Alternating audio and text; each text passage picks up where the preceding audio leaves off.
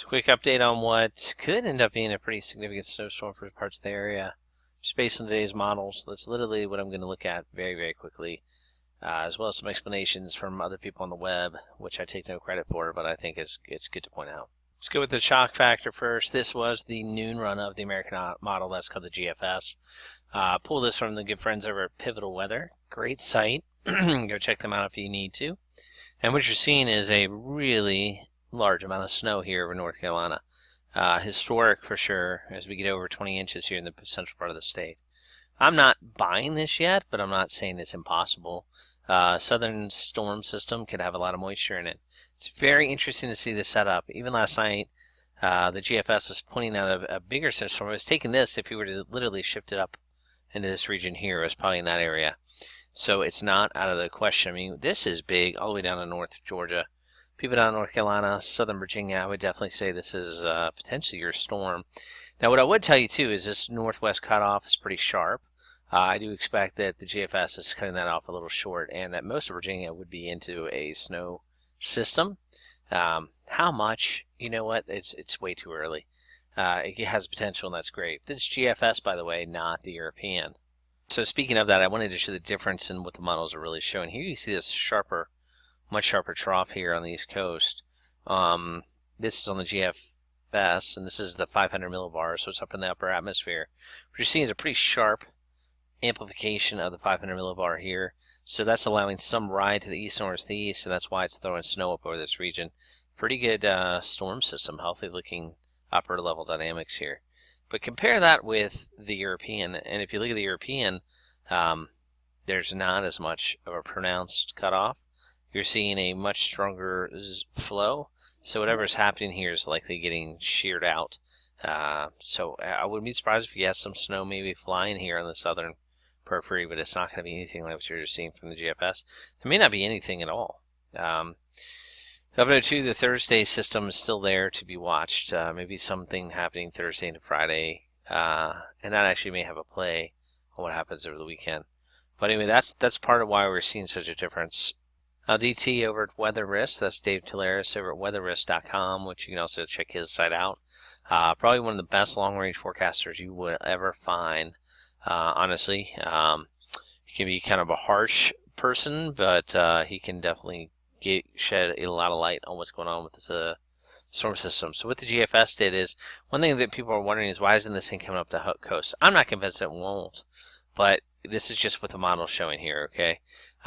You're looking for a PNA ridge, which is a ridge on the west coast, which actually then drives a trough, because there'll be like a high pressure system here.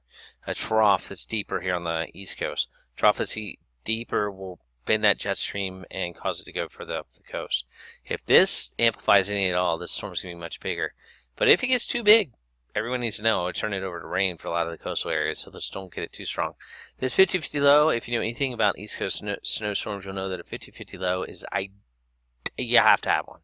It acts as a blocker. It's going to bring down the cold air and trap in some of the cold air at the surface. We get a good high to the north up here, which you're not really seeing on this map, but it's just, just trust me.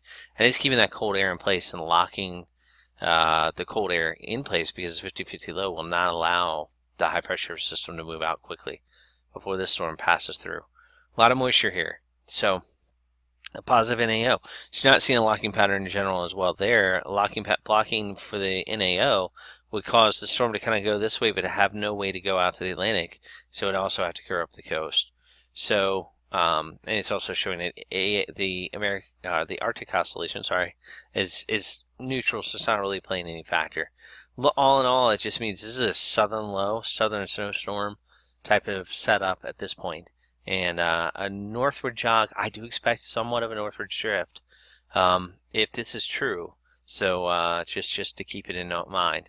But at this point, I mean, this is North Carolina, southern part of Virginia. This really could be your deal. And I'm talking about the North Carolina-Virginia border, maybe up to Richmond area. I mean, honestly, I've been talking to my good friends over the Weather Network, Caroline Weather Center guys, and we also have been thinking maybe this is a Southern Virginia, Northern North Carolina. This is your deal. But the northern extent of that snow probably will stretch up into Maryland. So everyone could get into the play, and this will be Saturday. And the Weather Prediction Center is kind of forecasting potential for 2 or more inches of snow here. Only at 10% coming in on Saturday. And into Sunday, it shows the same thing. It kind of shifts a little bit east and goes up the coast. About 10%, except for where the mountains are. Of course, the mountains are going to squeeze out more moisture. So the chance of them getting a quarter inch or more of liquid, which would be about 2.5 inches of snow, is pretty high. Again, we're several days out. So this is a good, 10% chance. It's probably right on. Let's don't overdo it. Until the European comes around, until another model comes around, I wouldn't overdo the likelihood of a winter storm.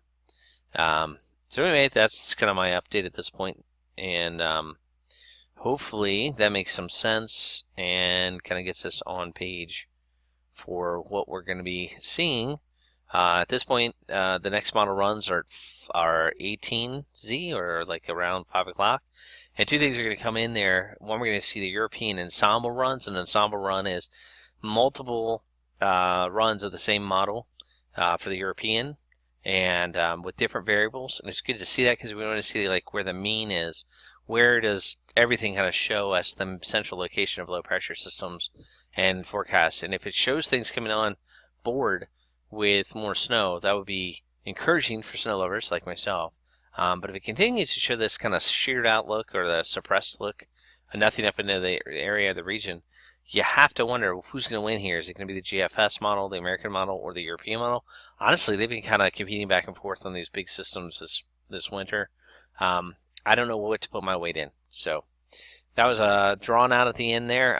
Then we have the GFS at 5 o'clock hour time period for that's the American model, and then late this evening at 0Z, I'll try to do an update text-wise based on what I see. All for now.